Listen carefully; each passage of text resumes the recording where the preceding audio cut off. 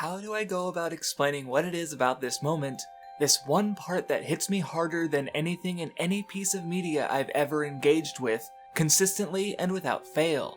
While sometimes moments stick out to me for where they strike me due to specific experiences or feelings that are on the personal side, in no experience of mine have I ever had to push against the ideals of a tyrannical governing body and come to blows for the simple desire to keep on living. And yet, every time, this moment just hits me. Picking up my copy of Volume 41 again gets me anticipated every time, and in a mere 5 pages I'll have tears in my eyes. Do I voice most of the lines as I read them at this point? Yes. Can I help it? No. Last time I read the volume in full, I was crying through most of it, the big moment destroying me all the more.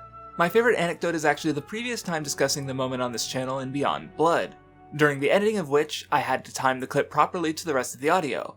And while it wasn't the only time I had tears in my eyes working on the video, for the dozen or so times I had to rewatch that moment, I was in tears for most of those times. I may or may not have also cried a bit just discussing it on a certain podcast I do.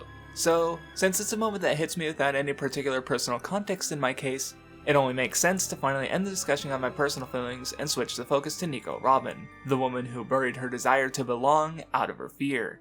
Deeply aware of the horror of the Buster Call and the domineering might of the world government, the Straw Hats continued to chase after her while she pulled away. Even though they offered her what she wanted, she couldn't accept it. Long ago, having that same desire for companionship and family granted as she finally met her mother, she was torn away, thrust into an even deeper loneliness. Her cursed existence was one that seemed like her desires would always be pulled away from her, so rather than once again experience that love and loss, it was better not to love at all. Framing herself as the villain, the enemy, exactly the person Aokiji had warned the Straw Hats about, she continued to pull away from them. And yet in doing so, she only endangered them further. Unable to accept her sacrifice if it was for their sake, they continued to chase after her, and she continued to run. Against an insurmountable foe, they were only running to their deaths. Yet rather than bow, they only overcame, time and time again, willing to fight the entire world for her. Robin was valued, but it was not by herself. While the Straw Hats wanted her by their side, so too did the world government. Spandam claiming that the only value her existence had was that which he gave her. In the world on her own, she was only a blight, a risk.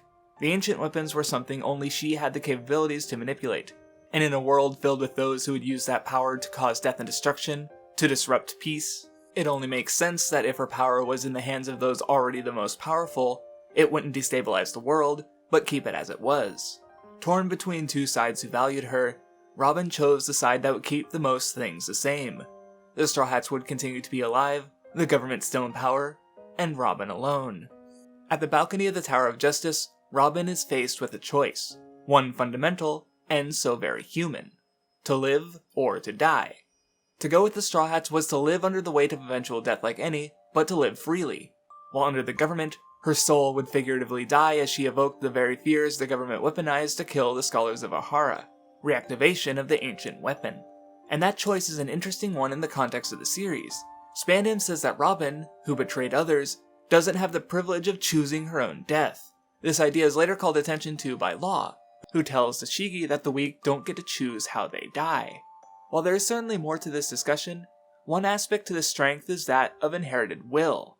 Whitebeard died for his family, regardless of blood. Hiruluk died for his kindness, ensuring his son wouldn't be stained by his blood. Tom died for his responsibility, proud to have made the ship that sailed around the world even though the world considered him a criminal for it.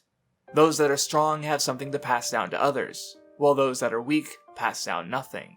Robin too inherited a particular will, the value of history fostered by the Oharan scholars. To preserve history is to build the future of the world, the past chronicled so those of the future can better understand it. Robin decried the government for that massacre that left hundreds dead, one forgotten by the world at large. For the history they cover up, the government's wrongdoings are buried, kept hidden from the world who would hold them accountable for their crimes. Yet as Robin continued to deny them for that act, in offering herself up to the government, she threw away that history. She was the only survivor, the last remaining scholar. No one else who experienced that destruction had also lived on Ohara or knew its inhabitants. Ohara was wiped from the map, but people aren't recorded on maps. They are recorded in history that too was wiped clean. If people die when they are forgotten, then it was through Robin's death that Ohara would truly die. In going along with the government and choosing death, Robin betrayed not just the Straw Hats, but Ohara. Spandam highlighted Robin's betrayal, her attempts to escape and protect that which she cared about, as she was only hurting others to protect herself, her feelings. But as the symbol representing that which Robin struggled beneath was burned from above her, Robin was confronted with words from her past that had been concerned with her future. Saul knew Robin would one day be alone no longer. Though so much time had passed since then, because she lived until now, he could still be remembered, and the only way to retain that memory was to keep going forward. Having the strength to decide where you die isn't about truly choosing where to die, it's about choosing how to live. In following through with the government's plan, Robin betrayed herself most of all in the name of the government's greater good. But a greater good at the expense of the self is not as powerful as the greater good that is liberation of the self, for no great good would marginalize the unwilling few for the willing many. While Spandam held no value in Robin, only what she could accomplish for him, Luffy valued not just Robin, but her own autonomy as a human, pushing her to make that choice of how to live. That wish he allowed her was something she still considered small.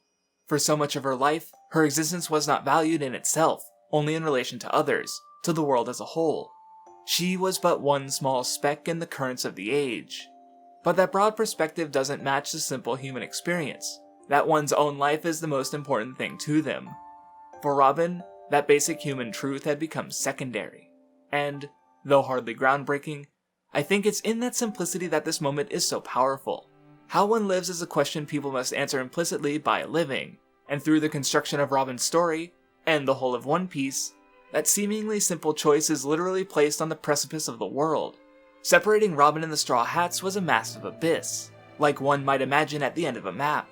The choices made at this moment echo the state of the whole world, with ancient weapons possessing massive destructive capabilities and world powers whose hands of oppression reach far and wide, countless individuals pushed to compromise or face death. But though its scope reaches far and wide, the weight is placed on what Robin says is but a little wish. The little wish that's everything to each individual holding the weight of everything they know alongside them. I believe it's for that wish, at once so little and so great, that I find this moment so powerful. And with that, I want to say something I don't often do following these little tributes. Happy birthday, Nico Robin. Thanks to my patrons for their continued support, Offline But Not, Brorike, Bayanort, Tengoon, Mohammed Akim, Sam Bellmeyer, Google, Dojo32161, Mr. Cynical, Flarbu, Brian Nesseth, and thanks Nitrorad. And thank you for watching.